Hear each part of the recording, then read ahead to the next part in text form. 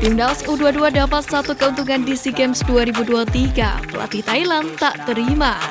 Punya hak negosiasi dengan pihak ketiga, kepastian kontrak baru Sintayong segera ditentukan.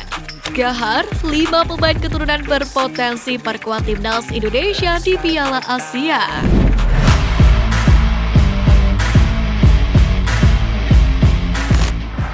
Timnas U22 dapat satu keuntungan di SEA Games 2023, pelatih Thailand tak terima. Timnas U22 Indonesia bakal bertanding di ajang SEA Games 2023 mulai akhir April mendatang. Laga pertama Timnas U22 Indonesia bakal terjadi pada 29 April 2023 saat melawan Filipina. Sementara laga pamungkas Timnas U22 Indonesia bakal terjadi pada 10 Mei 2023. Namun, Timnas U22 Indonesia praktis punya sederet keuntungan dari waktu persiapan jelang event 2 tahunan itu. Salah satunya yakni memiliki waktu yang lega untuk melakukan persiapan. Pasalnya, Timnas U22 Indonesia sudah melakukan TC sejak bulan lalu. Saat ini pun mereka sedang menjalani TC di Jakarta dan bersiap untuk menjajal kekuatan sejumlah negara di laga uji coba. Terbaru, Lebanon bakal jadi calon lawan Timnas U22 Indonesia untuk persiapan SEA Games 2023. Lain halnya dengan Thailand yang memiliki PR yang cukup besar untuk persiapan SEA Games tahun ini. Pasalnya Liga Thailand sedang dalam fase akhir untuk musim 2022-2023 untuk penutupan gelar juara. Jatah tampil di kompetisi Asia hingga promosi degradasi. Kondisi tersebut membuat skuad Thailand kemungkinan tidak akan diperkuat oleh kekuatan terbaiknya.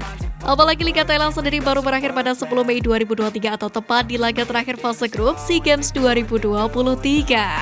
Tidak hanya itu, seperti yang kita tahu Indonesia juga diuntungkan dengan masuk ke grup yang dianggap ringan bersama dengan Myanmar, Filipina, Timor Leste dan juga tuan rumah Kamboja.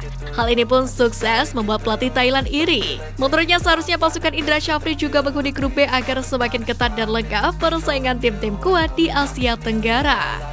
Meski begitu, Isara Sritaro berusaha menerima lapang dada dan juga memilih mencari sisi positif dari hasil drawing yang kurang menguntungkan bagi Thailand itu. Dia yakin kondisi ini justru akan membuat timnya jauh lebih kuat. Sungguh, Indonesia seharusnya berada di grup ini alih-alih Laos. Tapi itu tidak bisa karena mereka berada di pot yang sama dengan kami. Terang Isara. Punya hak negosiasi dengan pihak ketiga, kepastian kontrak baru Sintayong segera ditentukan. Kontrak kerja Sintayong sebagai pelatih Timnas Indonesia tengah ramai diperbincangkan oleh publik tanah air. Hal tersebut lantaran kinerja sang pelatih yang membina 3 kelompok usia Timnas Indonesia sekaligus menorehkan sejumlah prestasi dan perkembangan menjadi lebih baik. Sayangnya, kontrak pria asal negeri Gingseng itu harus berakhir di bulan Desember tahun ini. Dengan kata lain, karir Sintayong sebagai pelatih di tanah air tinggal 9 bulan lagi. Namun begitu, belum ada diskusi mengenai perpanjangan kontrak hingga detik ini. Menanggapi hal ini, seorang YouTuber Indonesia yang kerap membuat konten tentang dunia sepak bola Tommy Deski mengungkapkan bahwa FIFA mengizinkan Sintayong untuk berdiskusi dan bernegosiasi dengan pihak ketiga. Peraturan FIFA itu menyebutkan bahwa pemain atau pelatih boleh berbincang dengan pihak ketiga apabila kontraknya tersisa 6 bulan. Bukan tanpa landasan, peraturan tersebut merupakan bagian dari Bosman Rule atau Bosman Ruling atau dikenal dengan aturan Bosman. Yang mana artinya, Sintayong berhak menentukan karirnya sendiri apakah hendak melanjutkan kerjasama yang telah dijalin atau memulai karir dengan klub sepak bola lainnya. Keputusan tersebut dapat diambilnya dengan catatan PSSI tak kunjung memberi kontrak baru jelang kontraknya berakhir. Namun, pelatih Timnas Indonesia Sintayong dipastikan nganggur untuk waktu yang lama. Karena Sintayong tidak memiliki kegiatan lain setelah Piala Dunia U20 dibatalkan. Sementara untuk Timnas Indonesia U22 yang akan berjuang di SEA Games 2023 sudah dilatih oleh Indra Syafri. Praktis hingga Juni 2023, Sintayong tidak punya kegiatan di Indonesia. Kesempatan tersebut pun bisa saja digunakan oleh Sintayong untuk pulang kampung. Untuk itu, Sintayong bisa menghabiskan waktu bersama keluarga sembari istirahat dari dunia sepak bola. Di sela-sela itu, Sintayong pun bisa berkomunikasi dengan PSSI terkait kontraknya sebagai pelatih Timnas Indonesia. Jika memang mendapatkan kepercayaan dan diperpanjang kontraknya, Sintayong mengaku sudah memiliki rencana untuk Timnas Indonesia, di mana pelatih berusia 52 tahun itu ingin Timnas Indonesia tampil bagus di Piala Asia 2023. Selain itu, tujuan utama Sintayong adalah dapat membawa Garuda lolos ke putaran final Piala Dunia 2026. Jika benar Coach Shin berhasil membawa Timnas Indonesia lolos ke putaran final Piala Dunia 2026, maka dia benar-benar berhasil mencetak sejarah baru. Lalu bagaimana menurut Anda? Gahar, 5 pemain keturunan berpotensi perkuat Timnas Indonesia di Piala Asia. Timnas Indonesia dipastikan bakal tampil di ajang Piala Asia 2023. Berada di pot 4 bersama India, Tajikistan, Thailand, Malaysia, dan Hong Kong, sejumlah pemain terbaik pun dipastikan bakal dipanggil Sintayong untuk membela Timnas Indonesia. Kini 5 pemain naturalisasi juga diprediksi bakal menambah kekuatan Sintayong di Piala Asia 2023 mendatang. Pertama, ada Sandy Walsh.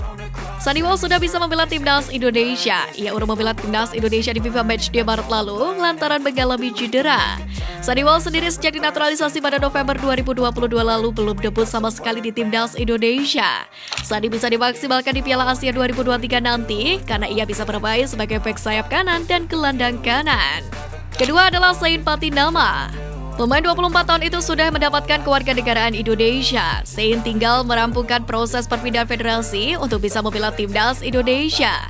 Pemain Viking FK Norwegia itu bisa menambahkan kekuatan skuad Garuda di posisi bek sayap kiri dan gelandang tengah.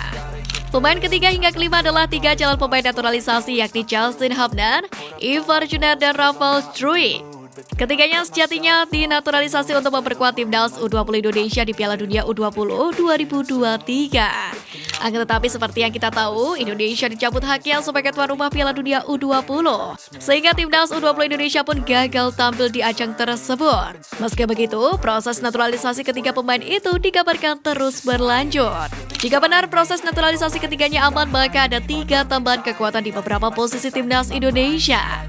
Justin Hubner yang bermain di tim muda Wolverhampton bisa menambahkan kekuatan Timnas Indonesia di posisi bek tengah. Kemudian Sintayong sebelumnya sudah mendapatkan Jordi Alba di lini belakang Timnas Indonesia. Kemudian Ivar Juner akan menambahkan kekuatan juga di lini tengah. Pemain tim U21 FC Utrecht itu bisa bermain sebagai gelandang tengah dan juga bertahan. Sementara Rafael Struijk bisa menambah kekuatan di lini depan Timnas Indonesia. Karena pemain Ado Den Haag itu bisa bermain sebagai penyerang tengah, sayap kiri, dan juga kanan.